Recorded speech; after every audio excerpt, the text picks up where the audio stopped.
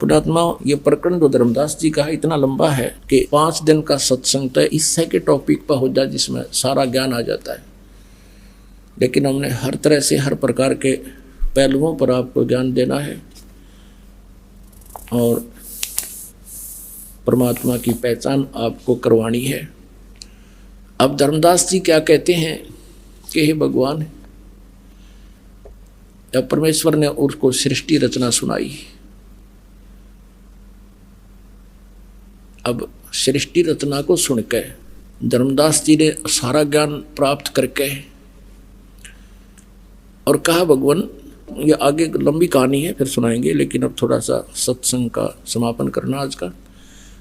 तो क्या बताया कि भगवान, क्या ये वेद और कतेब सब झूठे हैं जो आपने बात बताई, आज तक किसी ने नहीं हमें बताया। तो परमात्मा ने कहा, वेद कतेब झूठे नहीं भाई, अरे झूठे हैं जो समझे ना ही। परमात्मा ने उनको बताया कि ब्रह्मा विष्णु महेश नासवान है, इनकी जन्म मृत्यु होती है और वेदों में केवल एक परमात्मा की भक्ति है, अन्य भक्ति नहीं है, किसी की साधना करने का प्रावधान नहीं है।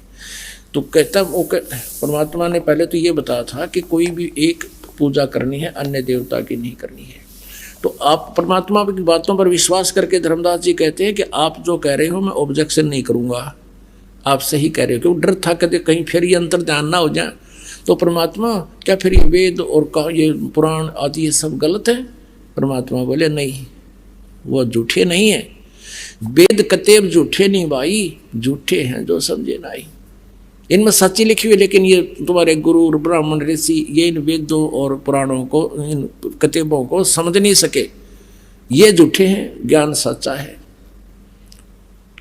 तो धर्मदास जी को परमात्मा फिर आगे ज्ञान सुनाने लगे, वो फिर शाम को बताएंगे। बोलो सतगुरुदेव जय हो। परम पिता परमात्मा पूर्ण ब्रह्म, सारी सृष्टि के रचनहार, कुल मालिक कबीर देव कबीर साहब जी की असीम कृपा से आप पुण्यात्माओं को ये सत्संग सुनने का सुअवसर प्राप्त हुआ।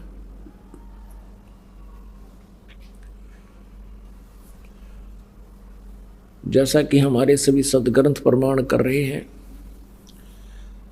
हमारे सदग्रंथों में प्रमाण उपलब्ध हैं।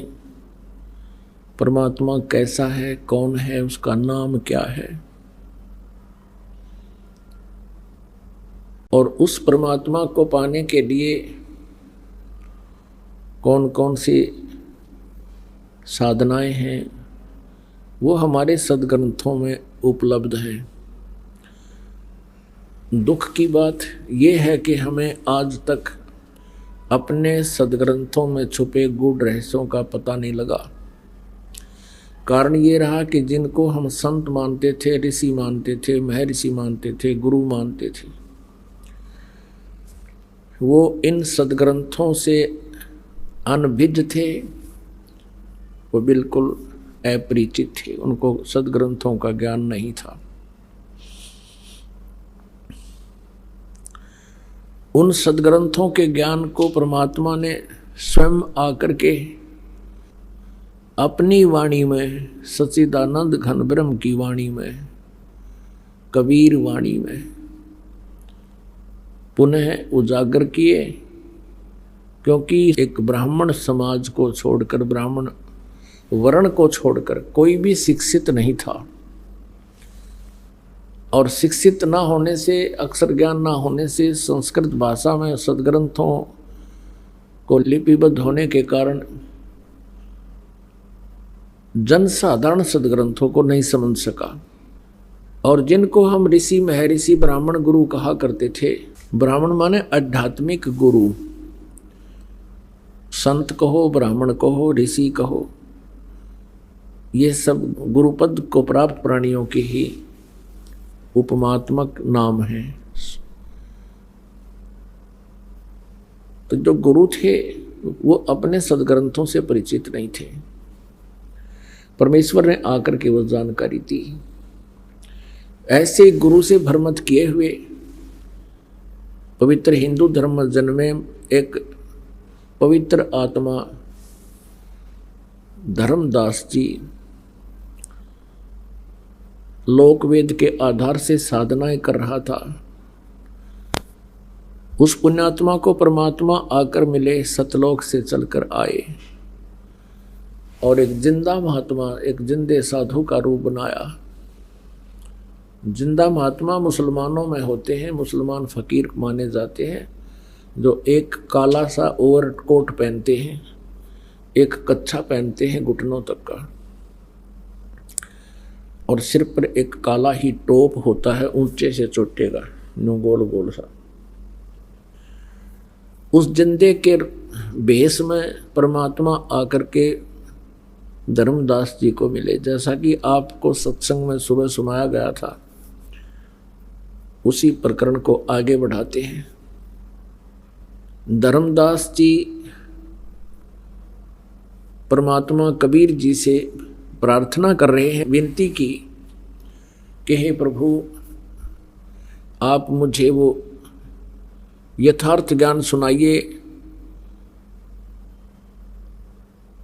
हमने जो ज्ञान सुना है वो आपके ज्ञान से भिन्न है, और आप जो ज्ञान सुना रहे हो ये वेदों और कतेबों यानी पुराणों आदि में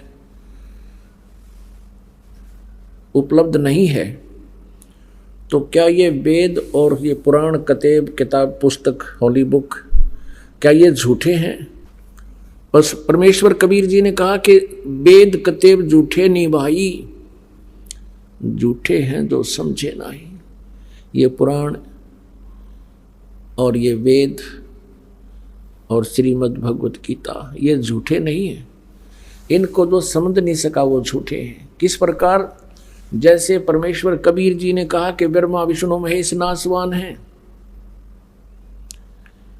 इनकी जन्म मृत्यु होती है, दुर्गा इनकी माता है और ज्योति निरंजन काल इनका पिता है। तो धर्मदास जी इस स्थिति में नहीं थे उस समय कि वो ये कह दें कि आप गलत कह रहे हो, क्योंकि उसको एक झटका लग चुका था।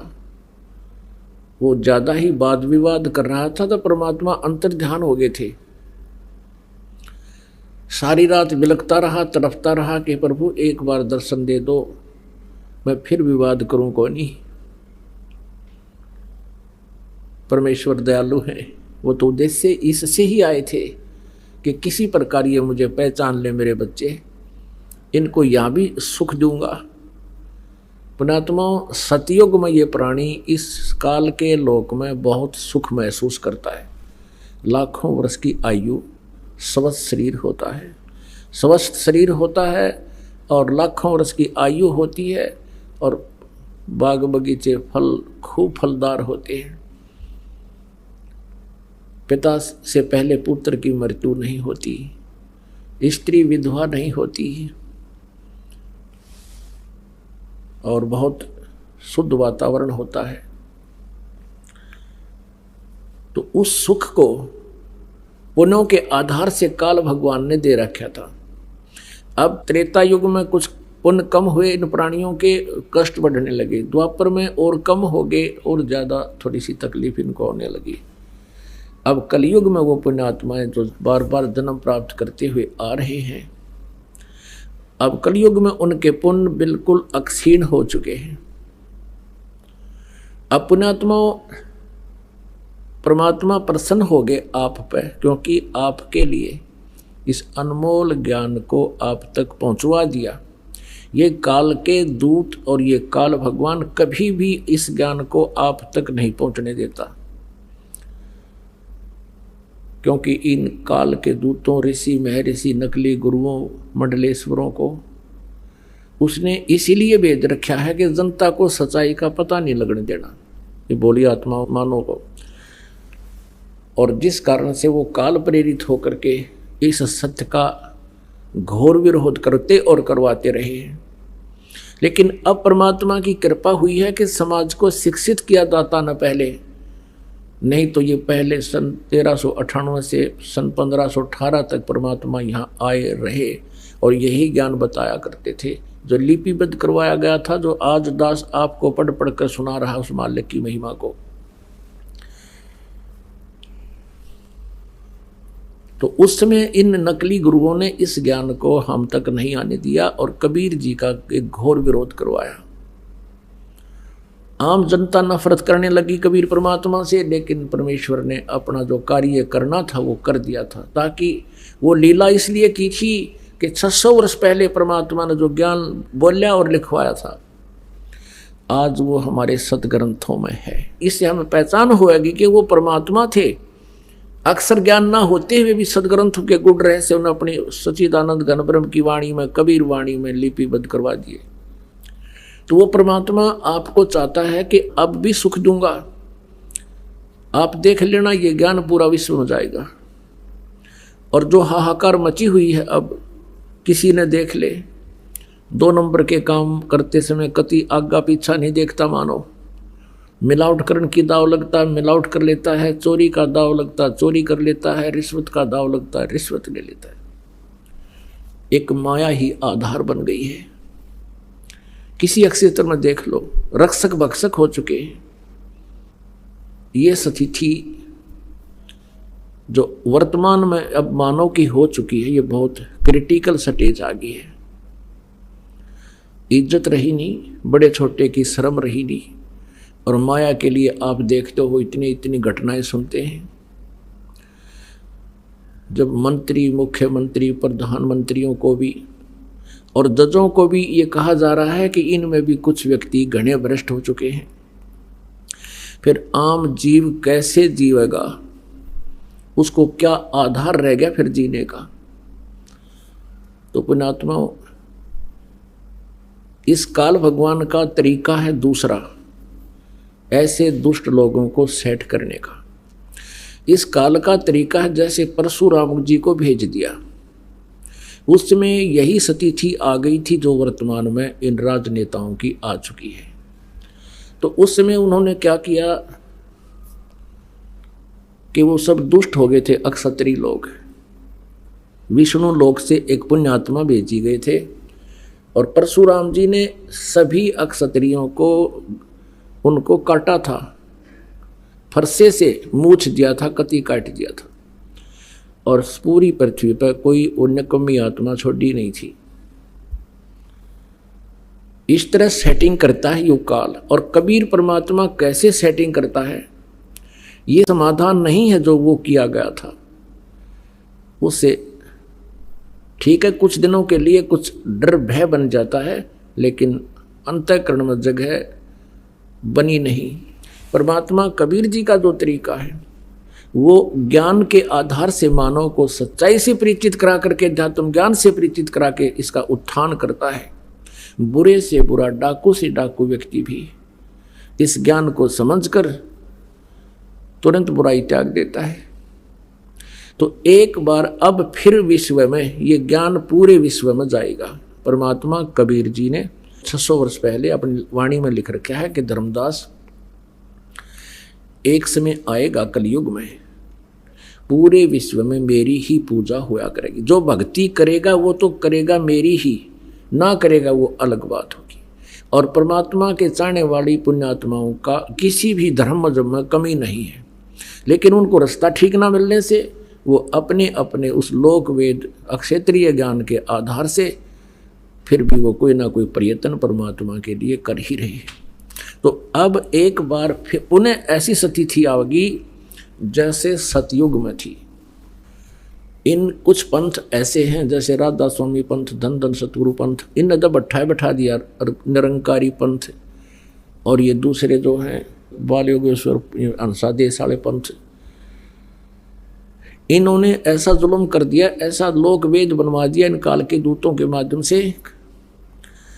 ना तो ये ज्योति लगाने देते घी की, कहते हमने ज्योत नहीं लगानी, हमने तो अंदर ज्योत बालनी है, अंदर ज्योत देखनी है। अंदर ज्योत वो काल है, उसका के देखोगे अंदर की ज्योत का। उसने अर्जुन ने देखी थी वह ज्योत,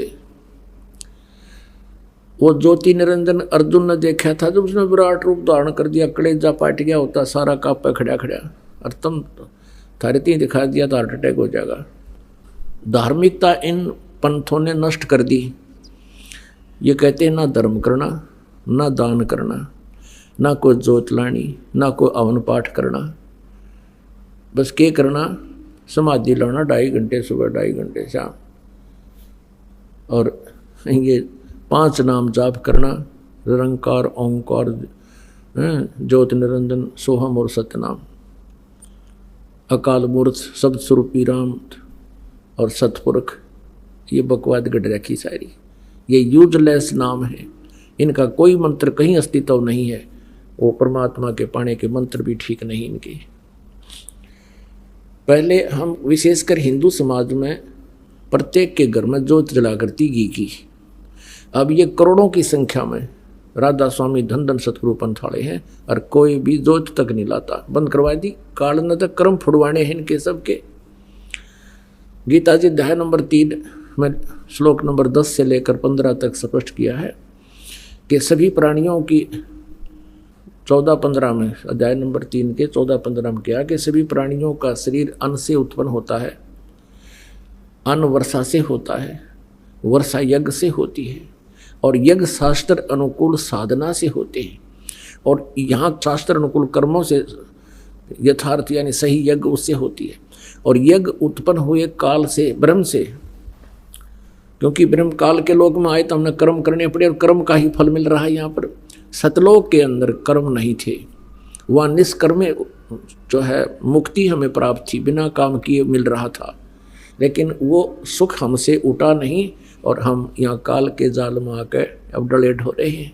सारा जीवन बीत जाता है इस व्यक्ति का पेट के लिए, कठिन से कठिन प्रयत्न करता है, दिन रात नहीं पड़ता, दिन में धंधा करता है, रात में उसी की चिंतन करता रहता है और वो भी पूरा नहीं होता है। तो परमात्मा काल के यहाँ आए तो कर्म लगे, ब्रह्म न कर्म लगाए। और ब्रह्म की उत्पत्ति हुई परम अक्षर ब्रह्म से, सच्चिदानंद घन ब्रह्म से, उस सर्वगतम ब्रह्म से, सर्वव्यापक ब्रह्म से, सबका कुल मालिक से। और वही ब्रह्म, वही परम अक्षर ब्रह्म सभी धार्मिक अनुष्ठानों में पूज्य है, वही प्रतिष्ठित है, उसी को इष्ट मानकर पूजा करनी चाहिए। तो अब यहाँ क्या हो रहा है कि वही 5 यज्ञ, एक यज्ञ है धर्म की, दूसरी यज्ञ है ध्यान, और तीसरी यज्ञ हवन की, चौथी यज्ञ प्रणाम, और 5वीं यज्ञ है ज्ञान की। ये 5 यज्ञ अब यहाँ सतलोक आश्रम बरवाला में है, इस पृथ्वी पर और है नहीं कहीं पर भी। शास्त्र अनुकूल साधना नहीं है। तो इन 5 यज्ञों को करते हुए, जैसे हवन यज्ञ, एक यज्ञ है धर्म की, जैसे यहाँ भंडारा चलता है दिन और रात, कभी भी पुण्यात्मा देर सवेर कभी आ जाते हैं, उनको हर समय आहार उपलब्ध होगा, भोजन तैयार मिलेगा। ये धर्म यज्ञ है। और दूसरी यज्ञ है ध्यान। यहाँ आने वाले पुण्यात्मा को परमात्मा का ही चिंतन ध्यान रहेगा। सत्संग सुनेगा तो भगवान का चर्चा, बैठ कर बतलावेंगे आपस में भगतजन, अपनी अपनी उपलब्धि और ज्ञान सुनाएंगे तो भी चिंतन भगवान का, ध्यान भगवान का, मेडिटेशन भगवान का। हमने ध्यान को मेडिटेशन मान लिया। मेडिटेशन मीन्स हठ योग। ध्यान का अर्थ होता है भगवान की भूल ना पड़े, हमारा वो मेडिटेशन है, वो ध्यान है।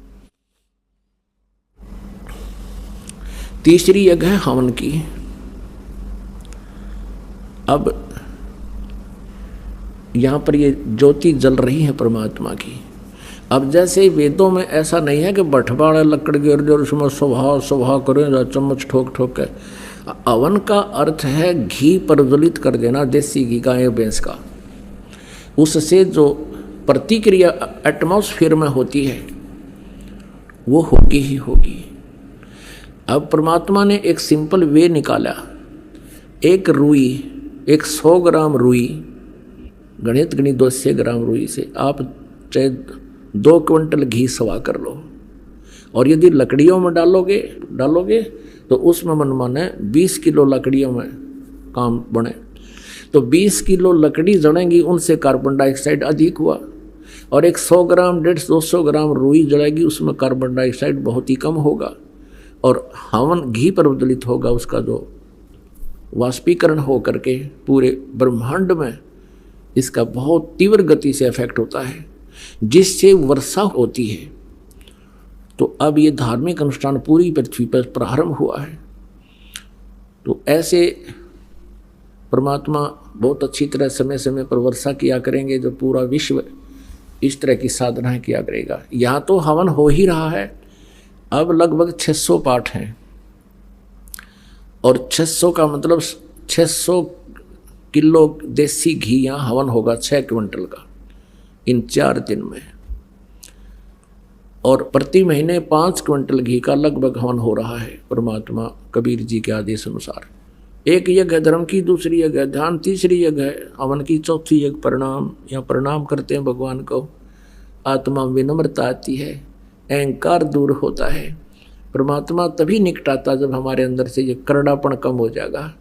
हमारे अंदर ये जो अहंकार है बेमतलब का, बगैर ज्ञान के अहंकार किया करते थे, अधरंग मार जाता अफलातून को, हैं बांगा मुँह हो जा, आँख टेढ़ी हो जा, मुँह को पानी निकले, माखी निकले और बड़े हाथ भी ना उठे, क्या का अभिमान इस मिट्टी का। लेकिन काल ने तो कर्म बिगड़वाने से मतलब है। और 5वीं यज्ञ है ज्ञान की। तो ये सभी धार्मिक अनुष्ठान शास्त्र अनुकूल जो प्रारंभ हुए हैं, इससे पूरे विश्व में सभी समृद्ध हो जाएंगे। और सबसे बड़ी बीमारी जो हमारे लगी हुई है या माया जोड़न की है, एक कोठी की बजाय 2 कोठी बना लो, फिर 3 बना लूँ, छोटी कार ले ली, फिर ने सोचा 20 लाख की ले लूँ, ये बकवाद खत्म हो जाएंगी आपकी कति। और लोग दिखावा ब्याह शादियों में बकवाद, डीजे बजावें, कितने लाखों रुपये दान करें, दहेज दें, तो ये इस प्रकार की बिल्कुल आपकी आत्मा हट जाएगी इन बकवादा से। अब जो हम सारा दिन सारा जीवन में पैसा जोड़ने के लिए व्यर्थ करते हैं समय, फिर आपका 20% जो प्रयत्न परिश्रम आप कर रहे हो ना, 20% प्रयत्न में आपका रोजी रोटी घना बढ़िया चला करेगा और बरकत होया करेगी। परमात्मा ना जाने कित कह दे देगा और किस तरह कर देगा, उस मालिक की महिमा से आप परिचित नहीं हैं, क्योंकि आध्यात्मिक ज्ञान बिल्कुल विनाश हो चुका है। भगवान की स्थिति से हम बिल्कुल अपरिचित हो गए हैं, क्योंकि जो भगवान की महिमा गुण हम सुना करते थे, कभी किसी युग में हुआ होगा, कोई कथा सुनी थी, वो अब वर्तमान में हम कहीं देख नहीं रहे थे। इसलिए हम उन कथाओं को एक आस्तिक होने के नाते झुठला भी नहीं सकते थे, लेकिन वर्तमान में हमारे साथ ऐसी घटना जो भगवान किया करता है, जो भगवान बचाव किया करता है, वो नहीं हो रही थी। इसका कुछ दिनों परिणाम क्या निकलता है कि हम सभी नास्तिक हो जाने थे, घर में सबके घटनाएं घटने लग जाती और भगवान से दूर हो जाती। एक बार ये दास सत्संग कर रहा था, वहाँ एक बहन को ले आई कोई हमारी बंदी छोड़ की बेटी, यानी हंस भगतनी। 4-5 दिन का सत्संग था, कहीं हम कर रहे थे शहर में। तो 5वें दिन उसने नाम लिया और अपनी सारी राम कहानी बताई। उसने बताया कि जी मैं पहले बहुत आस्तिक थी, सभी जैसे भी अपने हिंदू धर्म में जो पूजाएं हैं सारी किया करती थी, और भी आसपास जो अपने इष्ट देव जैसे परंपरागत हैं, किसी का गरीबदास जी की पूजा थी, किसी का और श्याम जी की पूजा थी, कति सारी कराया करती थी। भगवान विष्णु, भगवान शिव और शेरा वाली माता और संतोषी माता के सबके पाठ कराया करती थी, व्रत भी करती थी। तीर्थ धाम जो भी बताए वहाँ भी मैं जाया करती थी। तो जब मेरे पुत्र का जन्म हुआ, जब पुत्र लगभग 1 या 2 वर्ष का होगा, मेरे पति की मृत्यु होगी। अब मैंने दोबारा शादी नहीं करवाई इस उद्देश्य से कि मेरे पुत्र की दुर्गति हो जाएगी और इसका जन्म नरक बन जाएगा। जैसे तैसे मजदूरी कर करा के बच्चे को बड़ा किया, पाला पोसा, और बच्चे की सुरक्षा के लिए, बच्चे के जीवन दान के लिए, उसकी दीर्घ आयु के लिए हर जगह मन्नत मान्या करती थी। एक दिन वो बच्चा +2 में पढ़ रहा था, उसने कहा माता जी मुझे मोटरसाइकिल दे दो, मोटरसाइकिल लूँगा, सभी बच्चे जाते।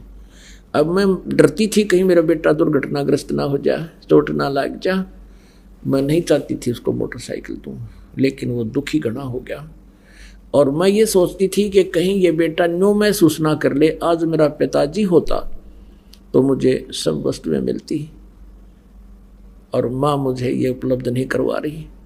तो उसकी हट को देखकर मैंने इस दृष्टिकोण से सोचकर जैसे तैसे एक मोटरसाइकिल की व्यवस्था कर दी।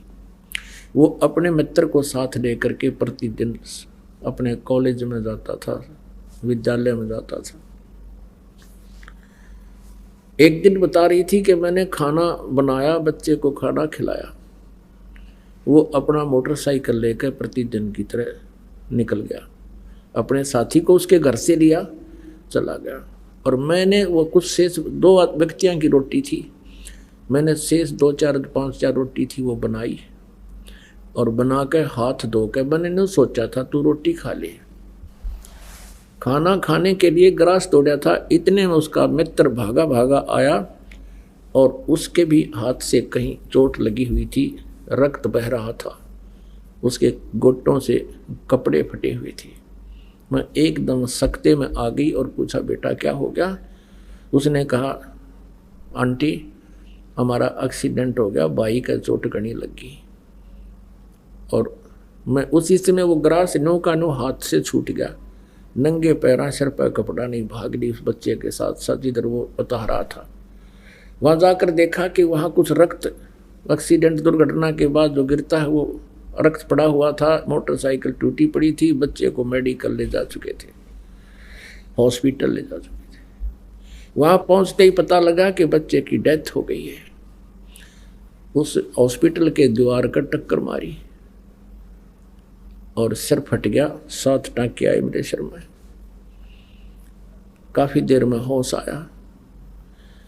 उसके बाद मैंने वो सभी देवी देवता जितनी भी पूजा मैं करा करती उठाकर कुर्डियाँ पे फेंक दी, अब कहीं भगवान नहीं है।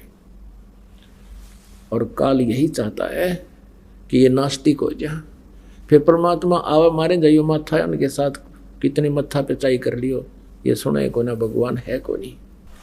फिर उस बहन ने आगे बताया कि आपके द्वारा जो उपदेश प्राप्त है, परमात्मा कबीर जी की शक्ति से उनको जो सुख हुआ है, उनकी जो प्रोटेक्शन हुए हैं, जिस तरह मेरे पुत्र का एक्सीडेंट हुआ ऐसे ये बहन जो मुझे लेकर आई इसके बेटे का एक्सीडेंट हुआ, लेकिन ये सारा टूट फूट के भी आज जीवित है वो लड़का। ये मेरे से 1 साल से लग रही थी मेरे पीछे कि तू एक बार शरण ले ले, अगर तूने पहले शरण ले रखी होती तेरा बेटा नहीं मरना था, मैं गारंटी देती हूँ। वो बहन बता रही थी कि आपके उपदेशी ने, दीक्षागृत बहन ने मुझे बहुत कहा, लेकिन मैं नास्तिक हो चुकी थी कि नहीं सब झूठ है, मैं नहीं मान सकती कि भगवान ऐसा सुख दे सकता है। अब मैंने 4 दिन लगातार सत्संग सुना है और यहाँ बहुत सी बहन भाइयों ने अपने दुखों का निवारण ऐसी ऐसी घटनाएं बताई हैं। मेरे कुछ आशा हुई है कि शायद भगवान हो सकता है, और फिर इस ज्ञान से मुझे निर्णय हो गया है कि परमात्मा हमें मिला ही नहीं था। तो पुणात्मा परमात्मा कबीर जी भी आकर के इस काल को लताड़ते हैं कि दुष्ट तने बड़ा जुल्म कर दिया, तूने परमात्मा की महिमा को समाप्त कर दिया, अपने आप तू भगवान बन बैठा। तो क्या बताते हैं परमात्मा कबीर जी? भला मान चाहे बुरा मान, एक ओछी चली चाल तन, सतपुरुष बुला दिया आप जना लिया, कुछ ना सोची कालत नहीं। भला मान चाहे बुरा मान, एक ओछी चली चाल तन, सतपुरुष बुला दिया आप जना लिया, कुछ ना सोची कालत नहीं। वेद पुराण ये कुरान बना के ओछा कथ दिया ज्ञान तने, सूक्ष्म वेद का भेद छुपा के या गलती करी महान तने। वेद पुराण कुरान बनाए ओछा कथ दिया ज्ञान तने, सूक्ष्म वेद का भेद छुपा के गलती करी महान तने। ऋषि मुनि निराकार बतावे साकार कहें पुराण तने, अपनी महिमा आपे गाई, ये जीव कहें भगवान तने। ऋषि मुनि निराकार बतावे, साकार कहें पुराण तने। अपनी महिमा आपे गाई, ये जीव कहें भगवान तने। तपत सिला पे भूने के खावे, ये जीव किए गणे काल तने। सतपुरुष बुला दिया आप जना लिया, कुछ ना सोची काल तने। भला मान चाहे बुरा मान एक, ओछी चली चाल तने। सतपुरुष बुला दिया आप जना लिया, कुछ ना सोची काल तने। ऋषि मुनि सब करे तपस्या, हे भगवान हमें मोक्ष दिए। तप करवा के राज दे दिया, फिर 184 में ठोक दिए। ऋषि मुनि सब करे तपस्या, हे भगवान हमें मोक्ष दिए। तप करवा के राज दे दिया, फिर 184 में ठोक दिए। 5 तत्व की कैद बना के इसके अंदर रोक दिए। मोह ममता की बेड़ी हिला के जड़ कर्म गले में तोक दिए। 5 तत्व की कैद बना के इसके अंदर रोक दिए।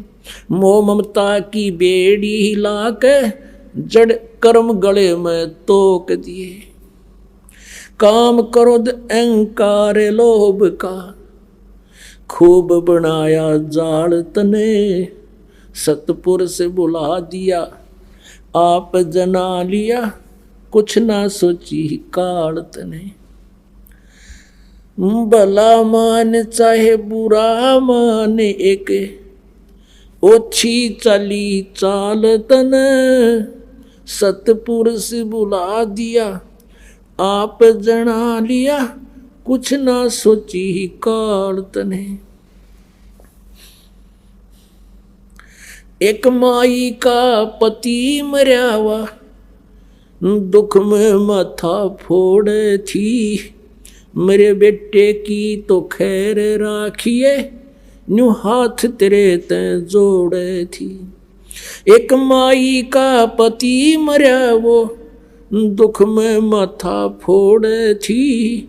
मेरे बेटे की तो खैर राखिए, न्यू हाथ तेरे ते जोड़े थी।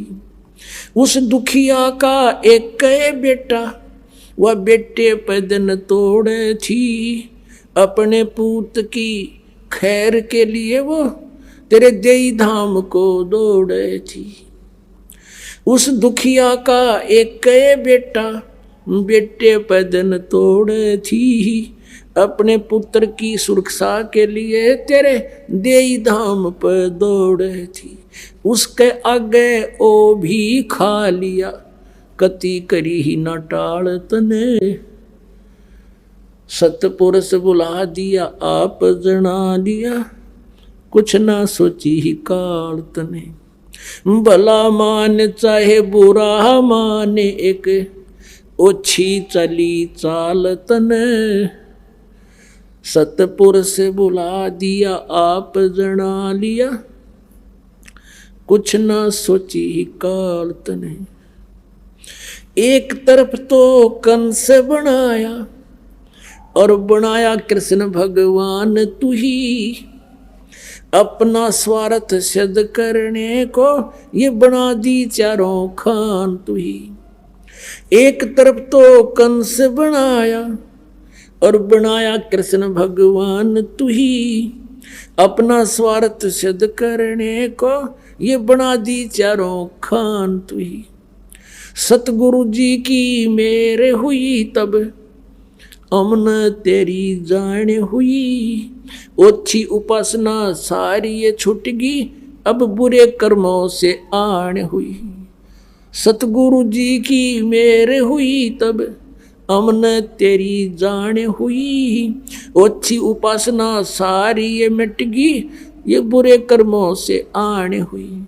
राम देवानंद धन मेरे सतगुरु, उद्धार दिया रामपाल तने, सतपुरुष बुला दिया आप जना लिया, कुछ ना सोची ही काल तने, भला मान चाहे बुरा माने एक, ओछी चली चाल तने, सतपुरुष बुला दिया आप जना लिया, कुछ ना सोची काल तने।